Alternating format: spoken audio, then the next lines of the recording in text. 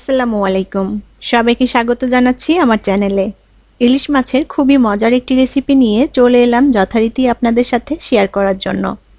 আজ রান্না করব দই ইলিশ। খুবই সহজ একটি রান্না, আশা করছি আপনাদের ভালো লাগবে।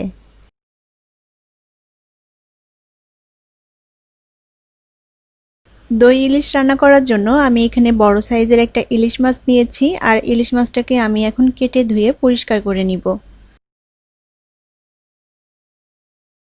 আমি ইলিশ মাছটাকে আমার পছন্দ মতো সাইজ করে কেটে নিয়েছি, আর মাছটাকে ভালো করে ধুয়ে পরিষ্কার করে নিয়েছি।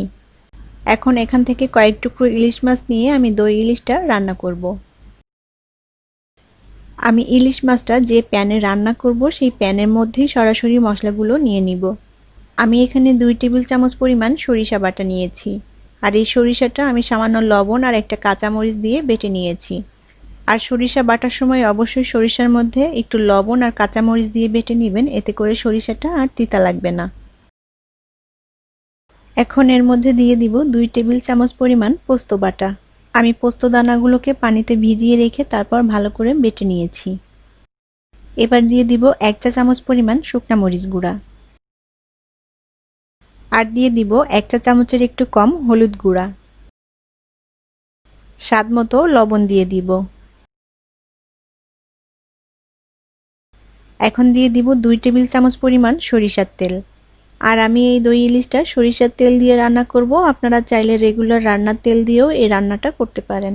এবার একটা চামচ দিয়ে মশলাগুলোকে ভালো করে একসাথে মিশিয়ে নিব।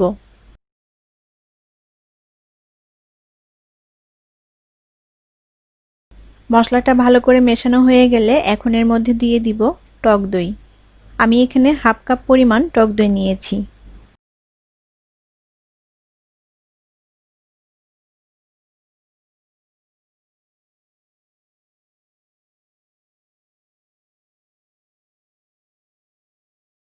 এখন এর মধ্যে দিয়ে দিব 2 চা চামচের মতো চিনি। এতে করে যে টক দইটা দিলাম এই টক দইটার ব্যালেন্সটা ঠিক থাকবে। এবার দইয়ের সাথে আবারও সব মশলাটা ভালো করে মিশিয়ে নিব।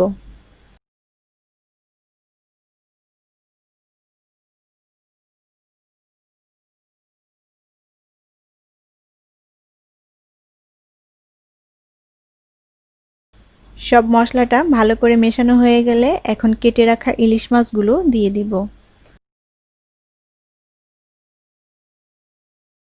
আর মাছগুলো দিয়ে মশলার সাথে মাছগুলো খুব ভালোভাবে মাখিয়ে নিতে হবে।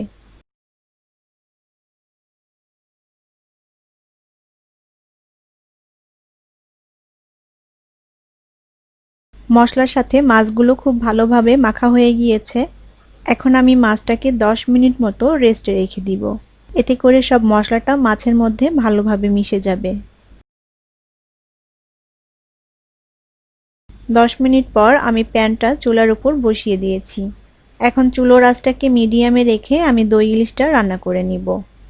এখন আবারও মাছের মধ্যে দিয়ে দিব 2 টেবিল চামচ পরিমাণ সরিষার তেল।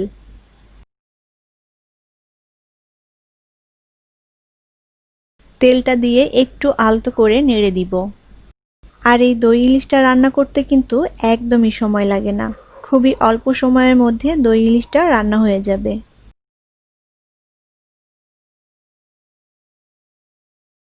2-3 মিনিট পর আমি মাছগুলোকে একবার উল্টে দিব। আর ইলিশ মাছটা উল্টানোর সময় একটু সাবধানে উল্টাতে হবে, কারণ ইলিশ মাছটা অনেক নরম, উল্টানোর সময় ভেঙে যেতে পারে। এজন্য সাবধানে আলতো করে মাছগুলোকে উল্টে দিতে হবে।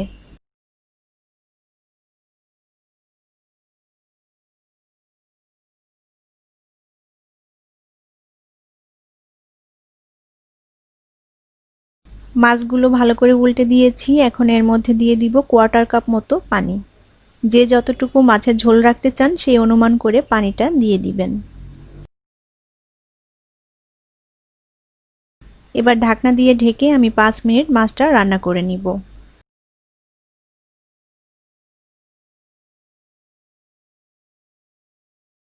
5 মিনিট পর ঢাকনাটা খুলে দিলাম।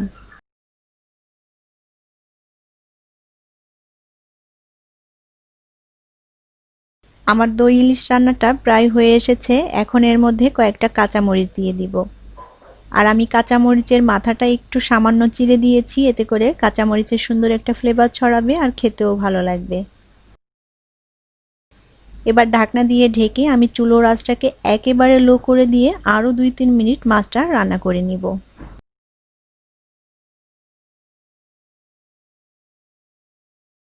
3 মিনিট পর ঢাকনাটা খুলে দিলাম। আমার দই ইলিশটা রান্না করা হয়ে গিয়েছে।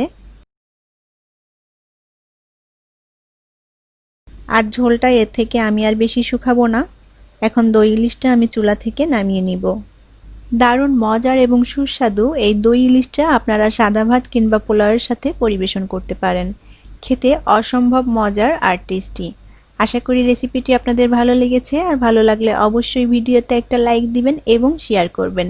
আর আমার চ্যানেলটি সাবস্ক্রাইব করে আমার সাথেই থাকবেন, যাতে আরও ভালো ভালো রেসিপি আপনাদের সাথে শেয়ার করতে পারি। অনেক অনেক ভালো থাকবেন সবাই। আল্লাহ হাফেজ।